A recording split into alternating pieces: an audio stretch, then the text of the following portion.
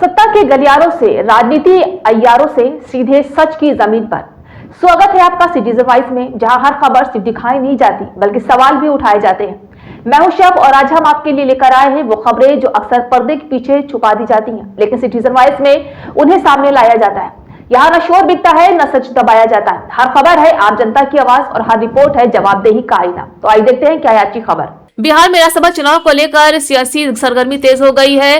कुल 5 सीटों पर चुनाव होना, जिनमें से 4 पर राष्ट्रीय जनतांत्रिक गठबंधन की जीत लगभग तय मानी जा रही है, लेकिन असली मुकाबला 5वीं सीट पर सिमटा हुआ दिखाई दे रहा है, जहां तोड़-जोड़ राजनीतिक और प्रतीकात्मक राजनीति अहम भूमिका निभा सकती है। राष्ट्रीय जनता दल ने इस सीट को लेकर बड़ा दाव चलने के संकेत दिए। पार्टी के वरिष्ठ नेता भाई वीरेन ने पूर्व सांसद मोहम्मद शहाबुद्दीन की पत्नी हिना साहब को राज्यसभा भेजने की वकालत कर सियासी हलचल बढ़ा दी है। ये बयान ऐसे समय आया है जब विपक्षी एकजुटता की चर्चा जोरों पर है। माना जा रहा है कि आरजेडी एक मजबूत मुस्लिम चेहरे को आगे का राजनीतिक और सामाजिक संदेश देना चाहती है, खासतौर पर अल्पसंख्यक वोट बैंक को साधने के लिए। इस समीकरण में असदुद्दीन ओवैसी और उनकी पार्टी ऑल इंडिया मजलिस से इत्तेहादुल मुस्लिमीन की भूमिका भी अहम हो सकती है। अगर आरजेडी मुस्लिम प्रतिनिधित्व के नाम पर उम्मीदवार उतारती है तो एआईएमआईएम पर समर्थन देने का नैतिक और राजनीतिक दबाव बन सकता है। तो वहीं ये कदम विपक्षी खेमे में बिखराव रोकने और एनडीए के खिलाफ साझा मोर्चा बनाने की कोशिश भी हो सकता है। हालांकि एआईएमआईएम का रुख क्या होगा ये भी साफ नहीं है। संख्या बल के लिहाज से एनडीए मजबूत स्थिति में दिख रहा है, लेकिन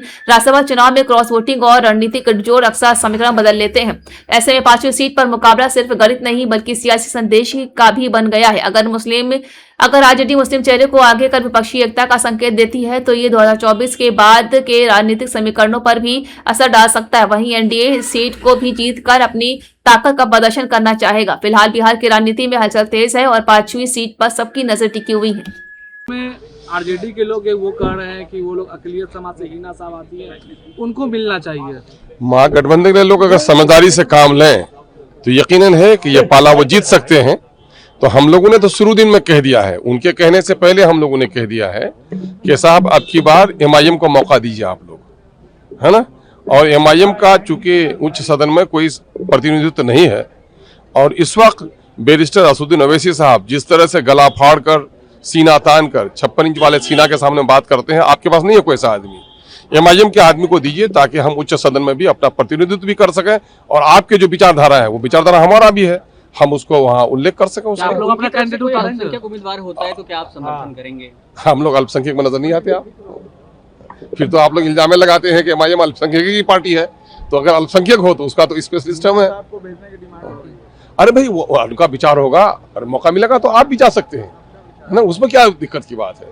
जब यहाँ अभी जब ख्याली पुलाव पकड़ा है तो पुलाव भी पके, बिरयानी भी पके, ख्याली है ये सब कुछ। अब नॉमिनेशन, अच्छा मैं अब तक तो समर्थन मांग रहा हूँ, फिर देखता हूँ, विचार करेंगे। हम लोग विचार कर रहे हैं उस पर।